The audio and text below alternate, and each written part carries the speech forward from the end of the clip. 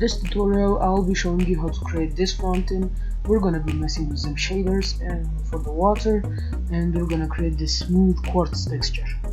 So without any further ado, let's start into building. So first off, get into a brand new scene and then delete everything, and then set up your reference image. As you can see, I have it right here. If you can't see it in solid mode, rather than going through to look dev mode, just go under here, under viewport shading, click textured. That will bring it up. And now press Shift A, mesh, and add a single part. If you don't see this option in your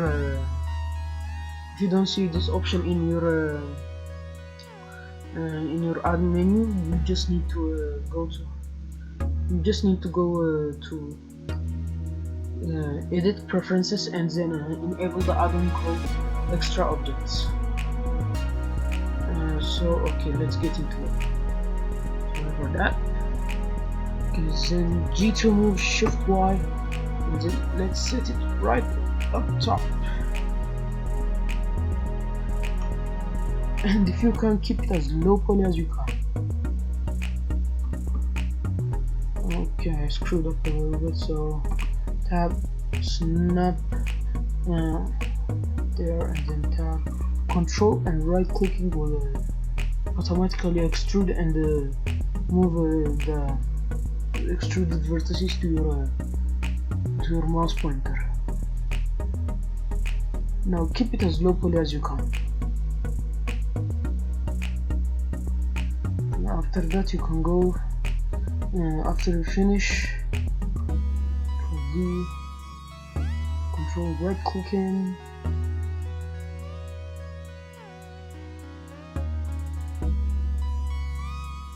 after you finish tracing it out, if you screw up at any point, don't hesitate to start over again. I mean, it's not like a matter of life and death. When I was a noob at Blender, or a beginner, I used to be too attached to my projects.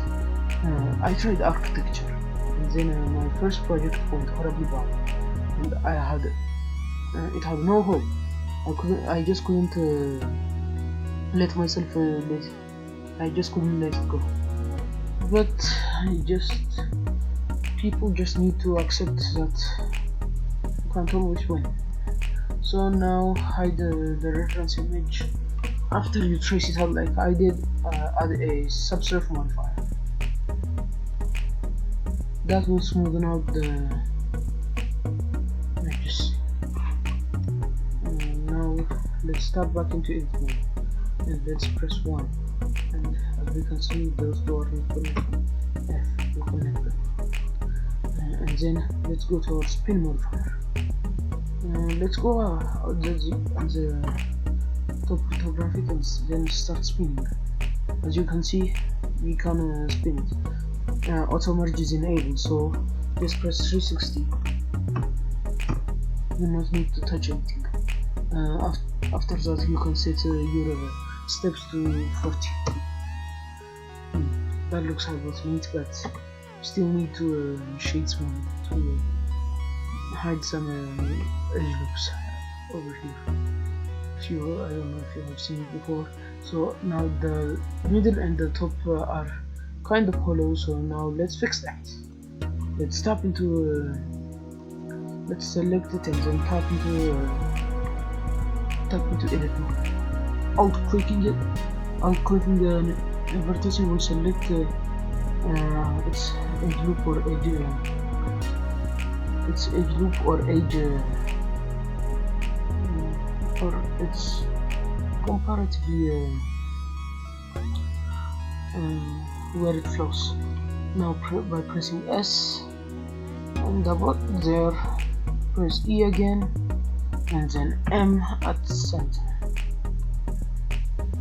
By doing that, we have just filled it without any shading errors.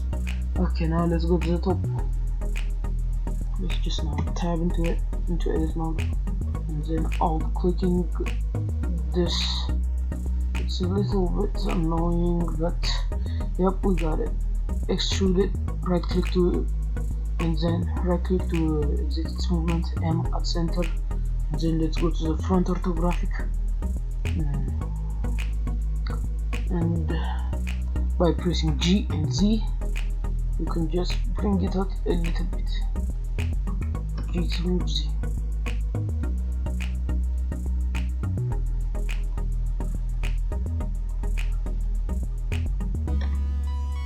Now it's looking good. Okay, now hide it. Shift A, mesh, another vert. Removing the, bring back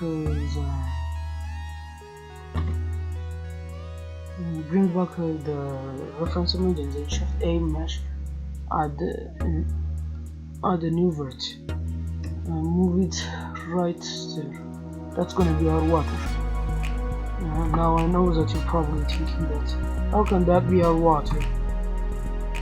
Well, it's simple actually. We're not gonna use any fluid simulation or fluid water. We're just gonna mess with textures. Control right click G to move Z, and then are the modifier, just subdivision space. When you're hard surface modeling, you need to add subsurface modifier. Although it will be a little messy, but can't do it. And now it's looking good, so let's press A, go to the top orthographic again, and then spin it. Wait, S to scale, Y 0. Let's straighten that up, and now let us screw it, and then 360. That's nice. That's looking neat. And then we do not need this reference image anymore, so we're gonna delete it. Now let's unhide our fountain. This is gonna be our water, but these two are colliding, so scale this a little bit. Not on the Z axis. S to scale. Shift Z. Done. Okay, Shift A, mesh, plane. This is a little bit different one, I know. Now you can hide this one. So we have a G to move Z, and let's select G to move Z. So right there, just to scale, and then let's add a subsurface.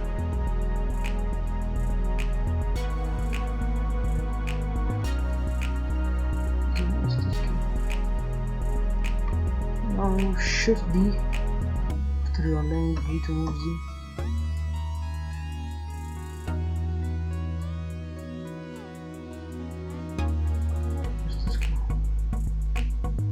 Now it's just a simple texture. Apply it, and then go to the shading. Go to the shading preset, and then click New.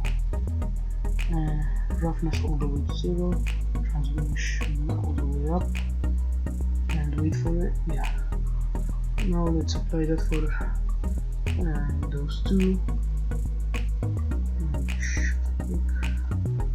And then Control L, material. That would it shades from that. And then let's apply the quartz texture. The textures are pretty simple because there may be beginners to Blender that are watching this tutorial, so G to move Z, and it's filled. Now for your render settings, you can set this to 64 or to 32. It's by your preference, and go to the Cycles render engine. Add denoising on it, and then click Simplify. Under Simplify, AO bouncing, change it to 2, and then click Render. And I hope this tutorial was good enough and educating to you. If you want the project file, you can get it on CG Trader for $1.